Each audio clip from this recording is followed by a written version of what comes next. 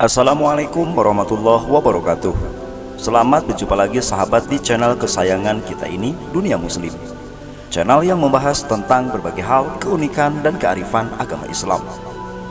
Pada video kali ini sahabat, kita akan sedikit menginjak pada pembahasan sejarah. Dan untuk video kali ini, kita akan membahas sejarah Masjid Al-Aqsa, kiblat pertama umat Islam.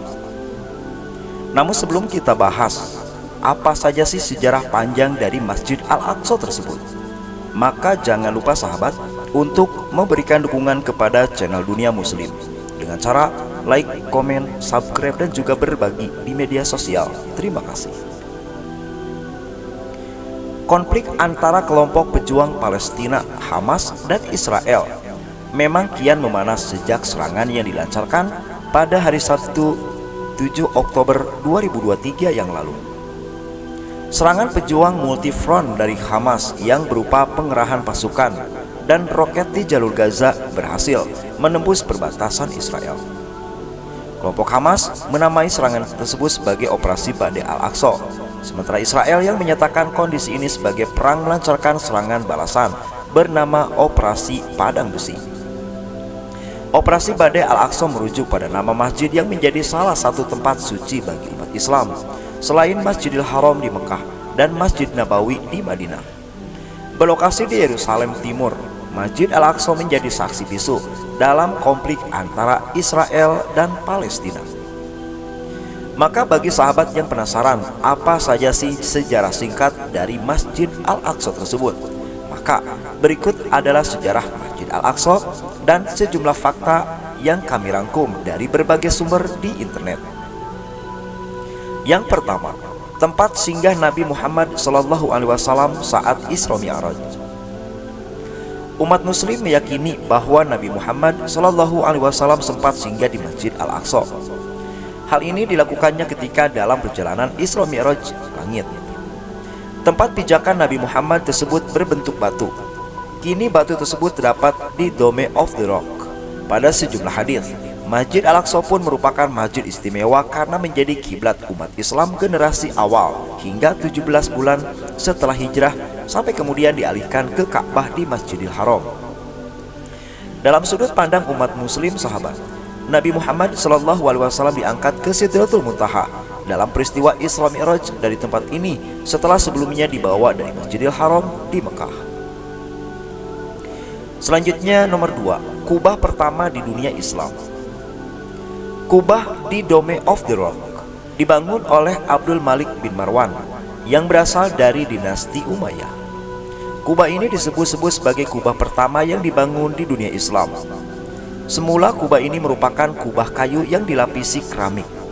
Pada masa kekuasaan Turki Utsmani, kubah tersebut lantas diperbaiki dan bagian bawah dilapisi marmer seperti yang tertulis dalam buku Yerusalem, Satu Kota Tiga Iman.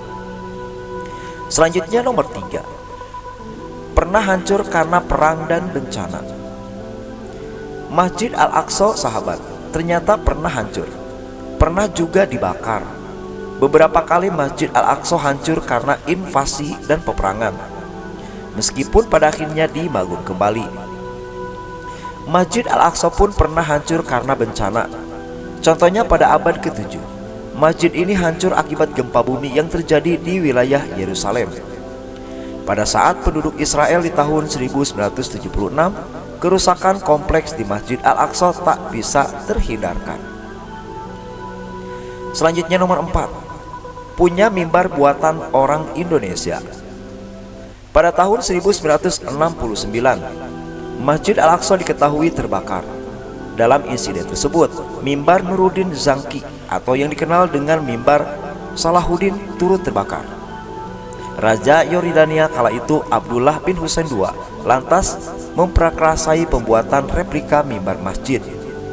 Seperti dikutip dari nu.or.id, laporan dari Adra Relief Internasional menyatakan lembaga swadaya masyarakat yang mempunyai kepedulian terhadap urusan Palestina mempunyai 3 dari 5 orang yang ditugaskan untuk membuat mimbar Masjid Al-Aqsa berasal dari Jepara, Indonesia. Dan ternyata hal ini jarang sekali kita ketahui sahabat. apabila ternyata mimbar pernah dibuat oleh asli orang Indonesia, tepatnya oleh orang Jepara di Indonesia. Selanjutnya nomor 5, dijadikan tempat sampah oleh bangsa Romawi. Pada masa kependudukan Romawi sahabat, ternyata kompleks Masjid Al-Aqsa pernah dijadikan sebagai tempat pembuangan sampah. Kala itu, umat Yahudi tidak diperbolehkan tinggal di kota tersebut. Setelah Umar bin Khattab berhasil membebaskan kota dari Romawi, Umar akhirnya menyingkirkan sampah-sampah tersebut dengan tangannya sendiri. Ia pun memperbolehkan umat Yahudi kembali ke Yerusalem setelah diasingkan berabad-abad lamanya. Nah, pastinya hal ini bisa menjadi sebuah gambaran bagi kita semua apabila ternyata Masjid Al-Aqsa menjadi salah satu masjid yang bukan hanya megah, akan tetapi mempunyai histori yang sangat penting bagi umat muslim di seluruh dunia termasuk di Indonesia. Semoga Masjid Al-Aqsa, Masjidil Haram, dan Masjid Nabawi sebagai 3 masjid kebanggaan Indonesia, kebanggaan dunia, bisa terjaga dan bisa dijaga oleh Allah Subhanahu wa taala dari orang-orang yang tidak bertanggung jawab. Nah, itulah sahabat, fakta tentang Masjid Al-Aqsa. Semoga video ini bisa menjadi referensi untuk sahabat semua, dan jangan lupa untuk memberikan dukungan kepada channel ini dengan cara like, komen, subscribe, dan juga berbagi di media sosial. Terima kasih. Wassalamualaikum warahmatullahi wabarakatuh.